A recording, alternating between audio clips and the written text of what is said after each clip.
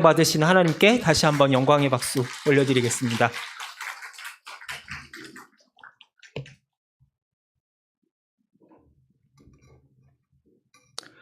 네, 프로 운동선수들이 하는 훈련 중에 타이어 끌기라고 하는 운동이 있습니다. 네, 사진 한번 보여주실 수 있나요? 네, 보시다시피 이 타이어로 이어진 줄을 어깨에 끌고 달리는 운동인데요. 이 운동은 순간에 엄청난 힘을 내야 하기 때문에 근력과 지구력을 향상시키는데 아주 좋은 운동이지만 굉장히 힘이 드는 그런 운동이기도 합니다. 그런데 저 타이어를 끌고 가는 선수의 모습을 보면서 저 찡그린 얼굴을 보면 마치 오늘 우리들의 삶이 생각나는 이유는 무엇 때문일까요? 예수님은 수고하고 무거운 짐진 자들아 다 내게로 오라라고 말씀하셨지만 여전히 우리의 양 어깨에는 우리가 짊어져야 될 삶의 십자가를 지고 하루하루 저 운동선수처럼 달려나가지 않으면 안 됩니다. 특별히 저 무거운 타이어를 끌고 온 힘을 끌고 가는 모습을 보면서 저 선수의 모습을 보면 성경에 생각나는 인물이 한 명 있습니다. 누구냐? 바로 모세입니다. 그는 구약을 대표하는 인물이고 출애굽의 지도자이며 불세출의 영웅입니다. 신명기를 보면 그 모세와 같은 지도자가 다시는 나오지 않았을 정도라고 말할 만큼 모세는 구약과 하나님 나라의 이야기의 중심이 되는 그러한 인물이라고 할 수 있지요. 그러나 이집트에서 백성들을 구출하여 약속의 땅 가나안으로 들어가기까지 그는 수많은 난관과 장벽을 돌파해야만 했습니다. 이집트의 왕 파라오와 대결해서 백성들을 끄집어내는 과정에서 10가지의 재앙을 거쳐야만 했었고요. 그리고 그렇게 애써서 빠져나온 다음에는 뭐가 기다리고 있었습니까? 홍해가 기다리고 있었습니다. 그런데 그 출애굽의 모든 과정에서 그를 가장 힘들게 했던 것은 외부의 핍박도 아니었고 파라오나 이집트의 압제도 아니었습니다. 모세를 가장 힘들게 했던 것, 그것은 바로 자기 민족 이스라엘 백성들의 도전과 반발이었습니다. 그가 이집트 왕자로서 전성기를 누리던 40세 되던 해, 그는 자기의 동족을 구하기 위해서 자신의 동족을 학대하는 이집트 관리를 때려 죽이게 됩니다. 그 후에 자기의 동족끼리 싸움이 벌어져가지고 동족끼리 싸우면 되겠느냐라고 말리다가 무슨 소리를 듣죠? 너가 뭔데 우리가 싸우는데 끼어드느냐? 누가 너를 우리의 관리로 삼았느냐? 무슨 권한으로 우리에게 이래라 저래라 하면서 하는 소리를 듣게 됩니다. 결국 그는 이집트 관리를 죽인 것이 들통이 나서 미디안 광야에서 40년의 도망자의 생활을 하게 됩니다. 그는 당시에 최고의 엘리트 교육을 받았습니다. 게다가 공부만 잘했을 뿐만 아니라 민족의식도 투철했습니다. 그러니 자기 민족을 구하기 위한 마음에 이집트 사람을 때려서 죽였겠죠. 그런데 그렇게 자기가 애써서 사랑하고 온 힘을 다해서 최선을 다하고자 했던 자신의 동족으로부터 배신을 당해서 미디안 광야를 40년을 헤매게 된 것입니다. 그 40년 동안 그 모세의 마음에 사무쳤던 배신감과 원한은 얼마나 컸을까요? 사실 그는 이집트의 관리보다도 파라오보다도 자기 동족이 더 미웠을지도 모를 일입니다. 그렇게 그는 40년의 세월을 광야에서 하루하루 그 미움과 싸우며 삭히다가 80의 노인이 되었습니다. 그런데 어느 날 하나님께서 떨기나무에서 나타나시더니 모세를 부르십니다. 그리고 그런 모세에게 자신을 배신한 동족 이스라엘 백성에게로 나아가라고 말씀하십니다. 이 명령에 모세는 5번을 거절을 합니다. 생각해보면 너무 당연하지 않겠습니까? 내가 왜 40년을 이 광야를 헤맸는데 그 사람들 때문이 아닙니까? 그런데 하나님은 그런 모세를 밀어붙여가지고 파라오 앞에 이스라엘 백성 앞에 세우십니다. 그리고 홍해를 건너 가나안에 이르게 하시죠. 파라오와 이집트의 수많은 방해와 난관을 뚫고 이들은 홍해를 건너 가나안으로 향합니다. 그런데 이제 지금까지 겪었던 모든 난관보다 더 큰 시련이 그들을 기다리고 있었으니 그것은 바로 척박한 광야라고 하는 현실이었습니다. 좀 있으면 이제 모세가 약속한 젖과 꿀이 흐르는 땅을, 가나안 땅을 우리도 밟을 수 있을 것이라는 마음에 이스라엘 백성들은 참았습니다. 하루면 되겠지, 이틀이면 되겠지, 한 주만 기다리면 되겠지라고 했는데 날이 가면 갈수록 가나안은 보이지 않고 백성들은 점차 하나님에 대한 기대감이 떨어지게 되었습니다. 믿음은 절망이 되어갔고 찬송은 원망으로 변해버렸습니다. 그리고 그 원망의 화살은 모두 누구에게로 향했을까요? 바로 모세에게로 향했습니다. 하나님은 보이지 않으니 보이는 모세에게 그 원망을 다 쏟아낸 것입니다. 오늘 본문은 이렇게 모세가 마주해야 했던 수많은 비난과 도전 중에 하나의 장면을 보여주고 있습니다. 모세가 구스 여인과 혼인을 했다라고 기록이 되어 있는데, 이 구스는 지금의 아프리카의 에티오피아를 의미하는데요. 이 구스 여인과 혼인을 맺자 그의 남매였던 미리암과 아론이 모세를 비방하였다라고 합니다. 아마도 모세가 첫째 부인 십보라가 광야에서 사망을 해서 이 재혼을 한 것으로 추정을 하게 됩니다. 그런데 아론과 미리암이 이 이방 여인을 취한 것을 빌미를 삼아서 모세를 비난하였다라고 하는데, 2절 말씀에서는 이렇게 나와 있습니다. 여호와께서 모세와만 말씀하셨느냐, 우리와도 말씀하지 아니하셨느냐라고 말이죠. 여러분, 모세를 비난한 이유는 무엇 때문입니까? 구스 여인을 취한 것 때문에 비방을 했는데 2절에서는 뭐라고 되어 있죠? 하나님이 너와만 말씀하셨느냐, 우리와도 말씀하시지 않으셨나라고 말입니다. 전혀 내용이 다르죠. 이게 무슨 말일까요? 이방 여인을 취했다라는 것은 단지 모세를 비방하기 위해, 모세를 험담하기 위한 구실에 불과한 것이고요, 실제로 문제 삼고 싶은 것은 다른 데 있었던 겁니다.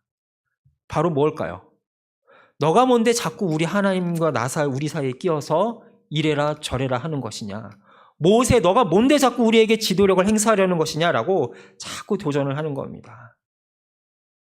지금까지 모세는 수많은 공격과 도전에 시달렸습니다. 그런데 이번 공격은 더 아프고 심각하였는데, 그것은 무엇 때문이냐? 다른 사람이 아닌 자기의 가장 가까운 가족이 자신을 공격했기 때문입니다. 게다가 이 사람들은, 아론과 미리암은 그냥 백성들이 아니었습니다.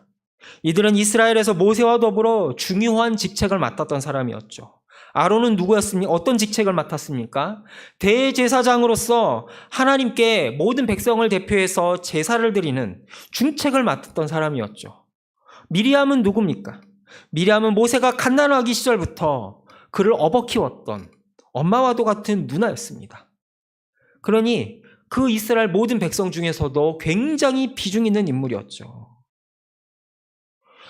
가장 힘이 되어줘야 되는 가족이자 측근이 이 자신을 공격했기 때문에 이 모세에게 있어서 도전과 비난은 아주 치명적이었을 것입니다.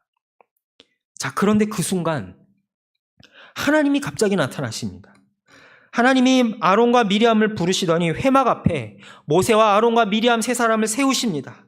그리고 6절과 8절에서 이렇게 선언하십니다.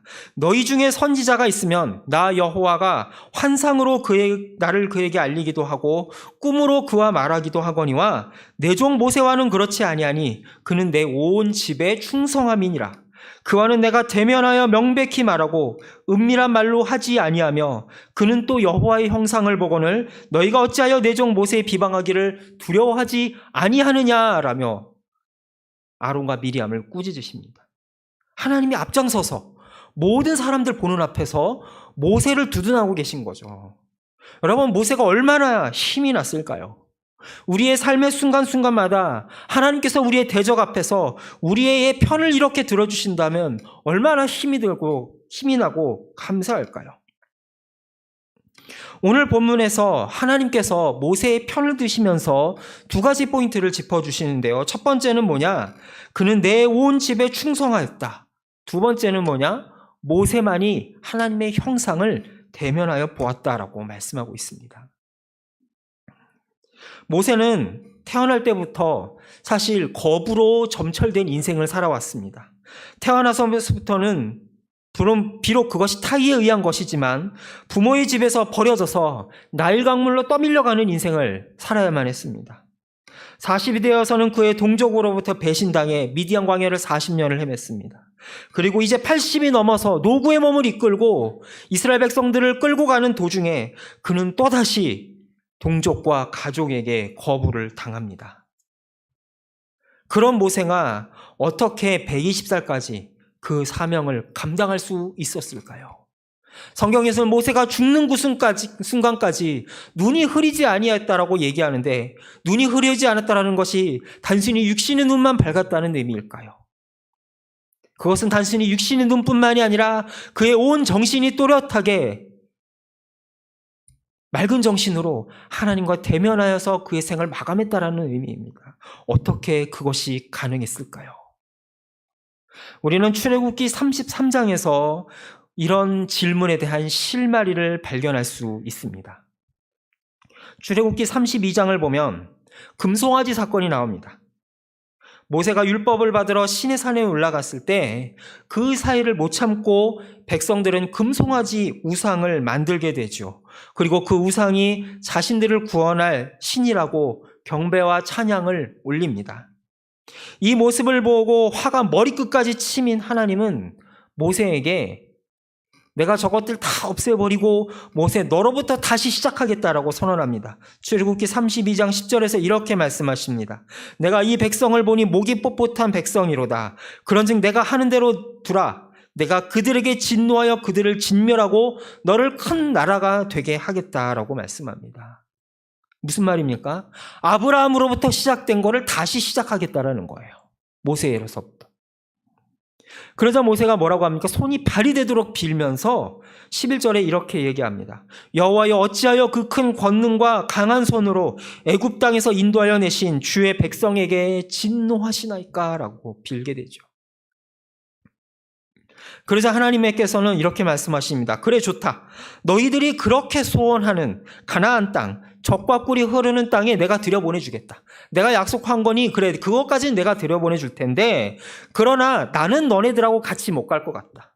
너네들하고 가까이라 하는 순간 나는 너희들을 그냥 둘 수 없을 것 같다. 너희들을 얼굴을 보는 순간 내 화가 치밀어 올라서 너희들을 다 없애버릴 것 같으니까 너희들 그냥 거기 가도록 내가 길은 열어줄 텐데 너네들하고는 내가 같이 못 있겠다라고 말씀하십니다. 33장 3절에서 이렇게 말씀하시죠. 너희를 젖과 꿀이 흐르는 땅에 이르게 하려니와 나는 너희와 함께 올라가지 아니하리니 너희는 목이 곧은 백성인즉 내가 길에서 너희를 진멸할까 염려함이니라 라고 말이죠. 그러자 모세가 다시 한번 하나님께 간구합니다. 하나님이 안 가시면 우리가 가나안 땅에 들어간들 무슨 소용이 있겠습니까? 아무리 가나안 땅에 올라간들 거기에 하나님이 계시지 않는다면 그것이 어떻게 젖과 꿀이 흐르는 땅이 될 수 있겠습니까?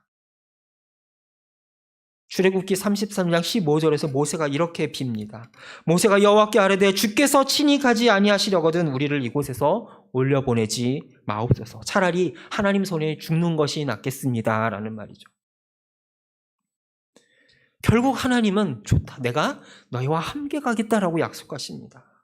이런 식으로 모세는 하나님과 계속해서 주거니 받거니 하며 하나님께 매달리며 설득합니다. 아브라함도 비슷한 일을 겪었죠. 소돔과 고모라를 멸망시키기 전에 마지막으로 하나님은 아브라함을 찾아가시면서 내가 아브라함하고 못할 얘기가 뭐 있겠냐. 내가 좀 있으면 소돔과 고모라를 멸망시키려고 하는데 어떻게 생각하느냐라고 묻자 아브라함은 조카 롯이 생각이 납니다.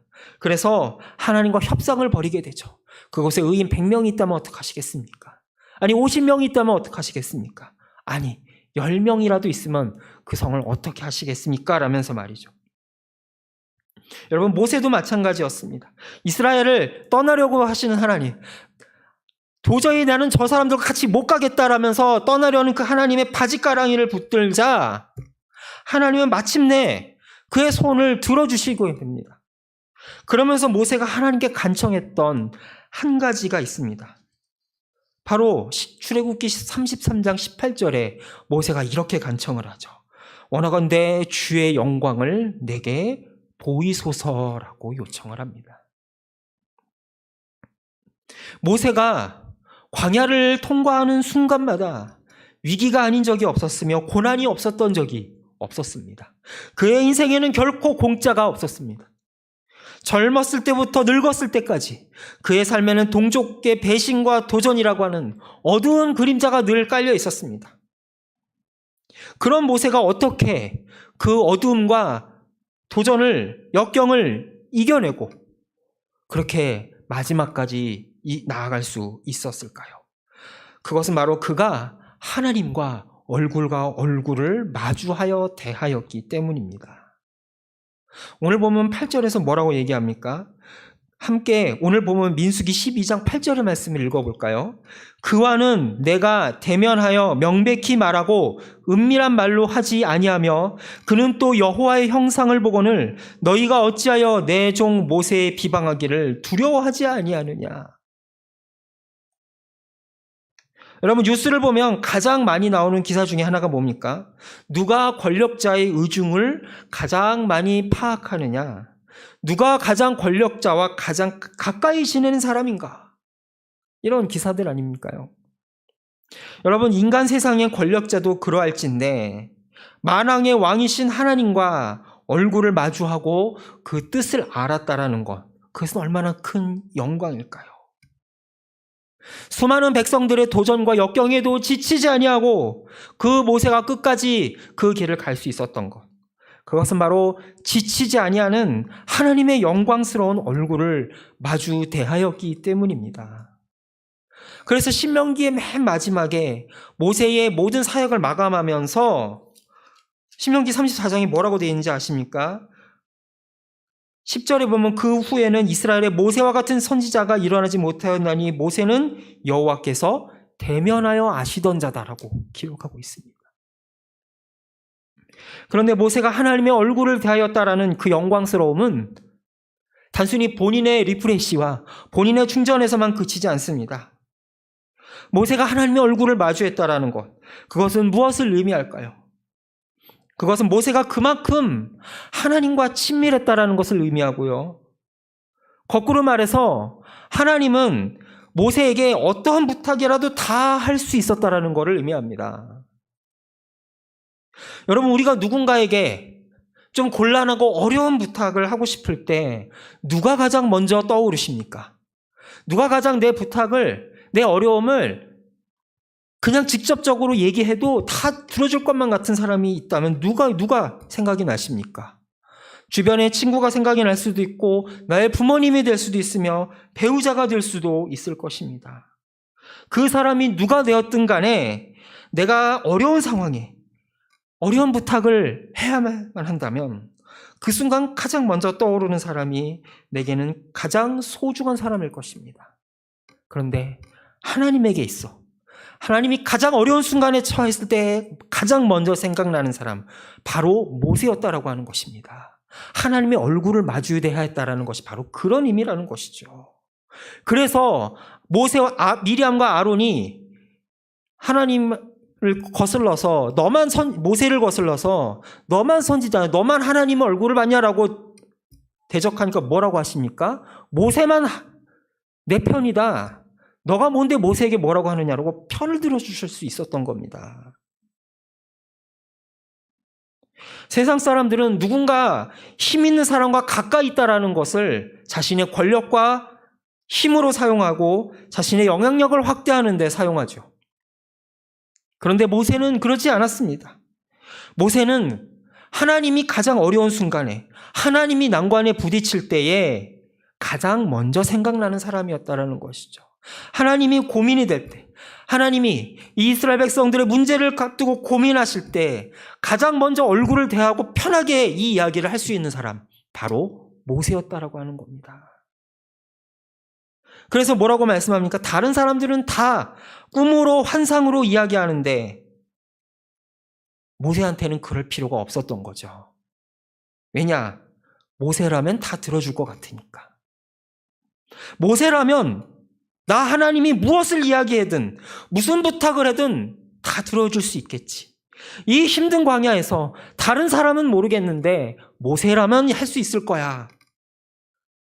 무엇을 부탁해도 다 들어줄 수 있을 거라는 그런 믿음이 가는 인물, 그가 바로 모세였다라는 겁니다. 그랬기에 다른 사람들은 다 꿈으로 환상으로 얘기했다라는 거 뭡니까? 돌려 말했다라는 거죠.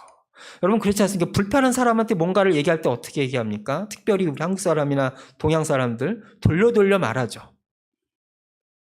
근데 모세한테는 그럴 필요가 없었던 겁니다.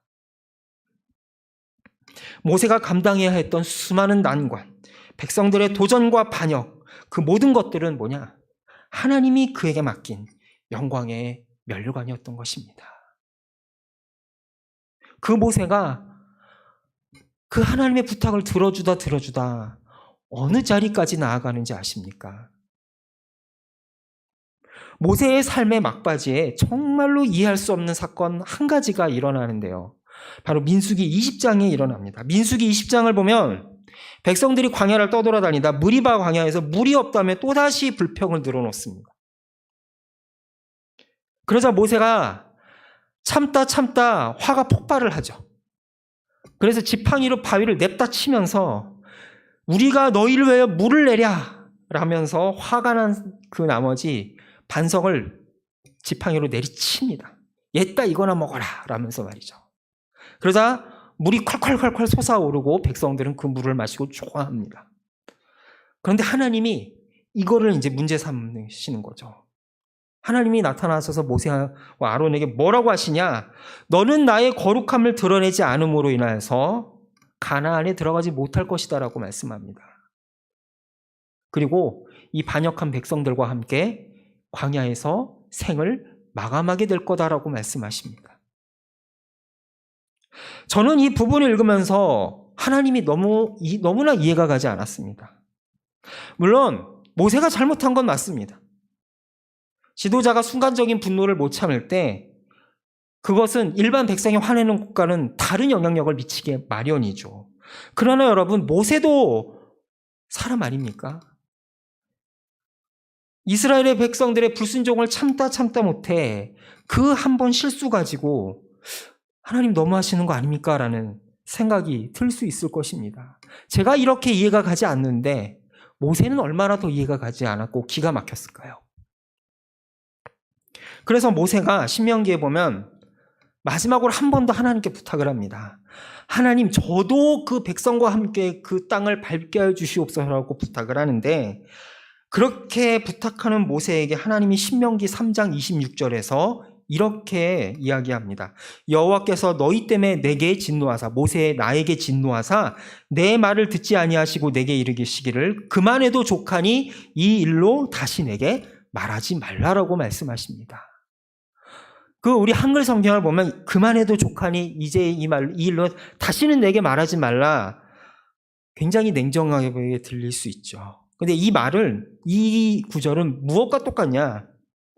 사도 바울이 신약에 이르러서 사도 바울이 자기의 가시 때문에 하나님께 이 가시를 제거해 달라고 3번을 구했을 때 하나님이 뭐라고 말씀하십니까? 내 은혜가 내게 족하다라고 말씀하시는데, 그 내 은혜가 내게 족하다, 충분하다와 이만해도 족하니가 같은 의미라는 사실을 우리는 알아야 됩니다. 무슨 말일까요? 모세야, 너 지금까지 나를 위해서 충성하고 애쓴 거 다 아는데 마지막으로 한 걸음만 더 나가줘야 될 것 같다. 너 여기 이 반역해서 죽어야만 백성들과 함께 죽어줘야만 될 것 같다라고 말씀하는 겁니다. 가데스 바네아에서 12명의 정탐꾼의 악평으로 인해서 어떤 일이 벌어지죠? 이스라엘 백성들은 하나님께서 주시기로 한 약속의 땅 가나안을 두고 악평을 하자 반역을 일으킵니다. 이집트로 돌아가자라고 합니다. 그리고 그 사건으로 인하여서 출애굽 1세대가 전부 다 어떻게 됩니까? 가나안에 들어가지 못하고 광야에서 죽게 되리라는 하나님의 선언을 듣게 되지요. 그리고 가나안 땅은 그 광야에서 태어난 출애굽 2세대들이 밟게 됩니다. 그런데 모세야, 너도 그 출애굽 1세대가 죄로 인해서 죽어야만 그 자리에 너도 같이 동참해줘야만 되겠다. 전쟁터에서 병사들은 다 죽어서 장수 혼자 살아남아 간다면 그게 너에게 무슨 영광이겠니? 너도 이 사람들과 같이 죽는 자리에 동참해 줘야 되겠다라고 하나님이 모세에게 부탁하고 계신 겁니다. 모세가 어디까지 하나님의 부탁을 듣는지 보이십니까? 백성들의 죄와 불순종으로 인해서 자신에게 끊임없이 도전하는 그 백성들의 불순종으로 인한 죄와 사망에 모세가 동참하는 자리까지 그는 자신의 사명을 감당하고 하나님 앞에 자신의 삶을 올려드리는 자리로 나아가게 되는 것이죠. 그가 어떻게 이 자리까지 나아갈 수 있었을까요? 모세는 종이니까, 하나님은 전능자시니까, 속된 말로 까라면 까야 되니까 들어야만 했던 것일까요? 아니요. 그는 하나님이 다른 이스라엘 백성들 앞에 가장 존귀한 자라고 내세울 만큼 자랑스러운 지도자였습니다. 바로 하나님의 얼굴과 얼굴을 대하여 마주했던 자로서 그 하나님의 뜻이 무엇인가, 그 깊이와 넓이와 뜻을 헤아렸기 때문에 그 마지막 부탁마저 들어드릴 수 있었던 겁니다. 그 모세의 지도력을 오늘 민수기 본문을 기록한 기자는 3절에서 이렇게 기록합니다. 이 사람 모세는 온유함이 지면의 모든 사람보다 더하더라라고 말이죠. 우리는 이러한 모세의 모습에서 신약의 그림자를 발견하게 됩니다. 신약의 형상이 어른거리는 것을 봅니다. 바로 우리 주님 예수 그리스도의 모습을 보게 되죠. 예수님은 어떤 분이십니까? 성부 하나님과 이 세상에 존재하는 어떤 피조물보다도 비교할 수 없는 창조주 하나님 아니십니까? 하나님의 아들이자 하나님으로서 성부 하나님의 뜻을 누구보다도 잘 아는 분이십니다. 모세가 일꾼이었다면 예수님은 친아들이었다라고 히브리서가 기록합니다. 이 세상 그 어느 누구보다도 성부 하나님과 가까운 자리에서 하나님의 뜻을 잘 아는 분이 그 하나님의 부탁을 들어드리기 위해서 이 땅에 내려오셨습니다. 그런데 그 예수님마저 겟세마네 동산에서 뭐라고 하시죠? 할 수 있거든 이 잔을 내게서 옮겨주시옵소서라고 기도하지 않습니까? 그때 하나님은 모세에게 하셨던 것과 똑같이 조금만 더 가자라고 예수님에게 부탁하십니다.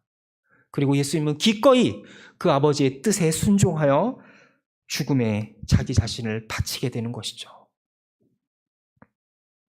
모세가 수많은 환난과 도전을 마주했던 것처럼 오늘 우리들 역시 수많은 도전을 마주하며 살아갑니다. 그 속에서 우리는 하나님을 원망하게 됩니다. 어쩔 수 없는 우리 인간의 한계일 수밖에 없을 것입니다. 그런데 여러분, 그 모든 환난과 역경이 우리에게 주어지는 이유는 무엇 때문일까요? 그것은 바로 오늘 우리들이 모세와 같이 하나님의 영광의 얼굴을 대하여 본 자들이기 때문입니다.